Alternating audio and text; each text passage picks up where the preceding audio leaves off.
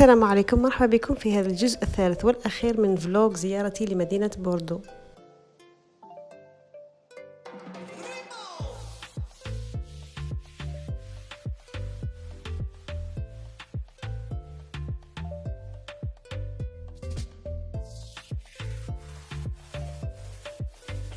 في هذا الفيديو راح تشاركوني في جولة ممتعة لإحدى أشهر ضواحي مدينة بوردو.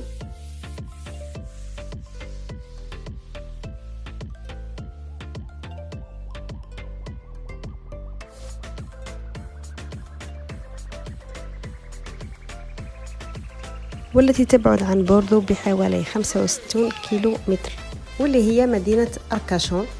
ولكن قبل هذا مرينا بليفوريديلون، وهي غابات ممتدة بين مدينتي أركاشون وبيسكاغوس على مسافة حوالي 40 كيلومتر.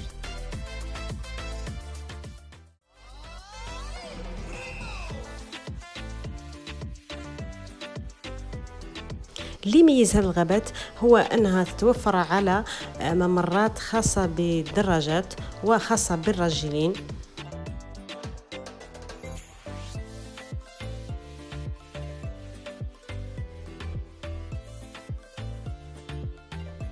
أي أنها المكان الأمثل لممارسة رياضة الجري وتعليم الأطفال ركوب الدراجات بعيدا عن إزعاج السيارات وضغط الطريق العام.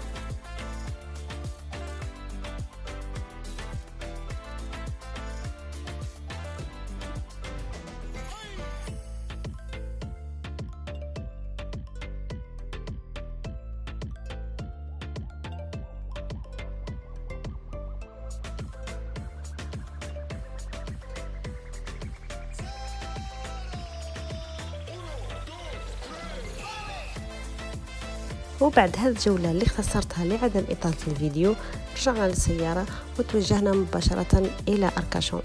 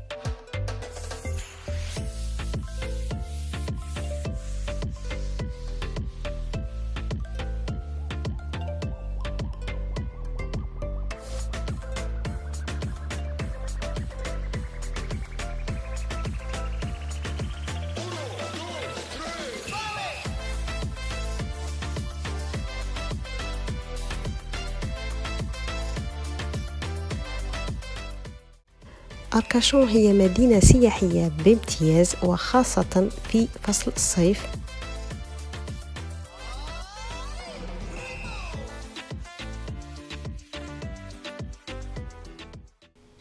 كونها عبارة عن منتجع ساحلي كبير، فهي مطلة على المحيط الأطلسي.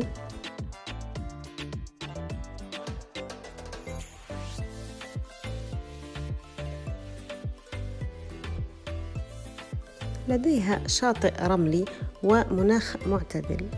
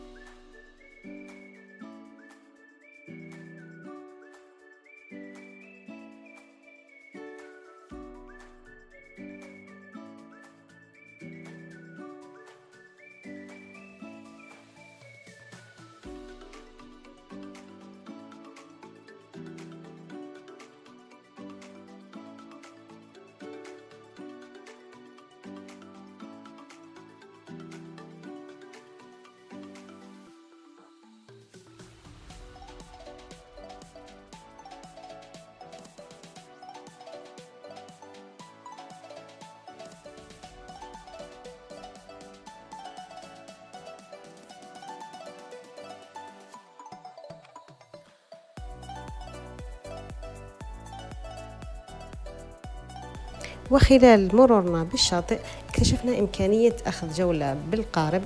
وطبعا هذه الجولات مدفوعة وتختلف أسعارها من قارب إلى آخر على حسب المدة الزمنية المستغرقة خلال هذه الجولة.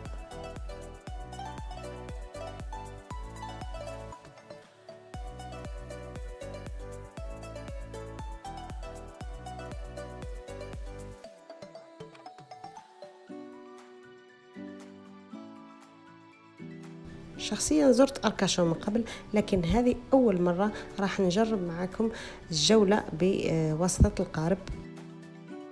يتوفر القارب على مقهى أو مطعم صغير ليوفر وجبات سريعة للركاب.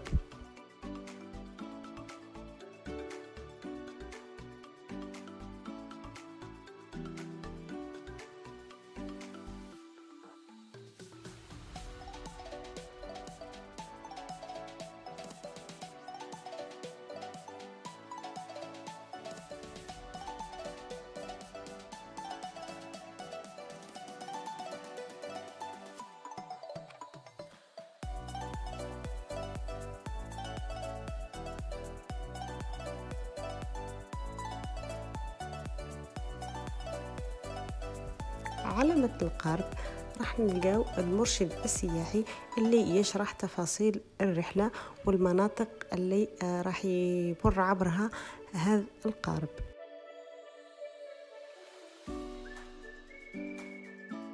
بالإضافة إلى تزويدنا ببعض المعلومات التاريخية عن المنطقة ككل.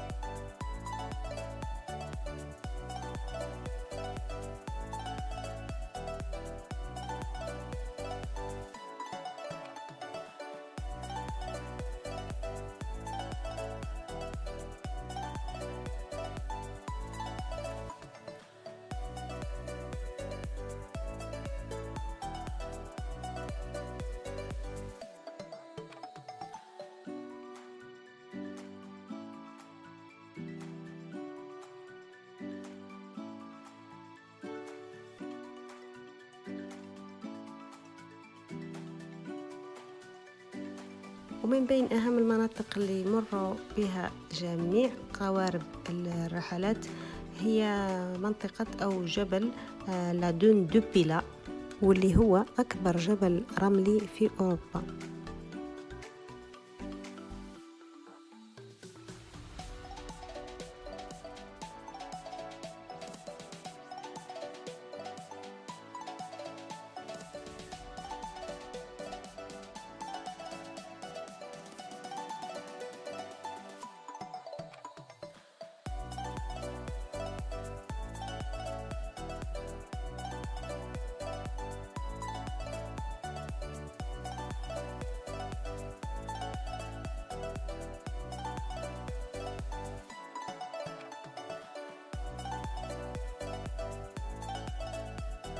شخصيا متعودة على رؤية الجبال الرملية عندنا في الجنوب الجزائري، لكن الجديد هنا هو وجود هذا الجبل الرملي مع منظر مياه المحيط مع الغابات، مع منظر البنايات، مع هواء المحيط المنعش.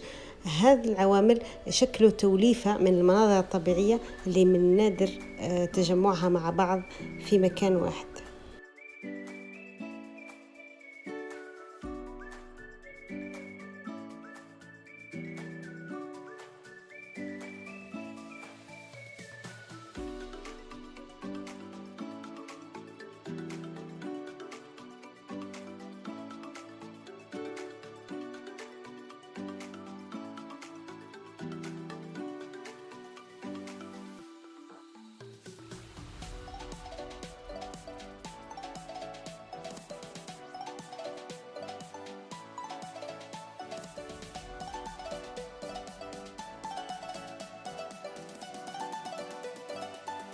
وبالرغم من أنها كانت جولة عفوية لم يكن مخطط لها مسبقا، إلا أنها كانت فعلا جولة ممتعة ورائعة.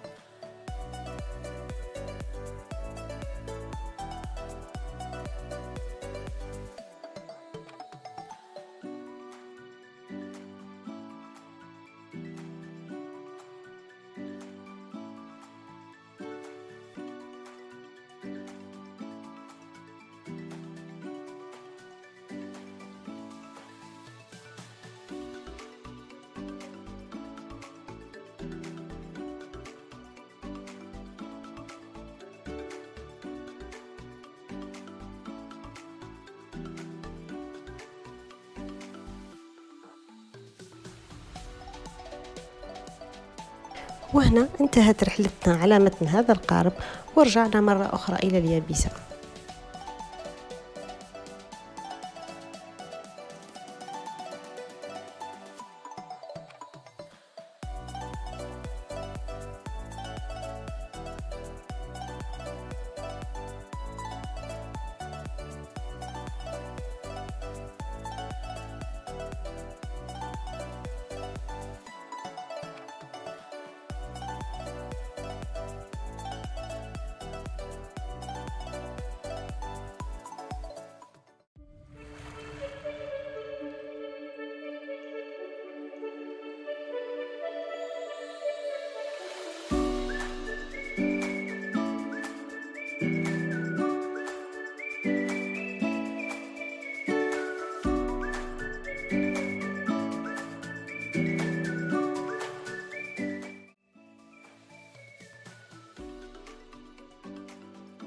إن شاء الله تكونوا استمتعتوا معايا بهذه الرحلة.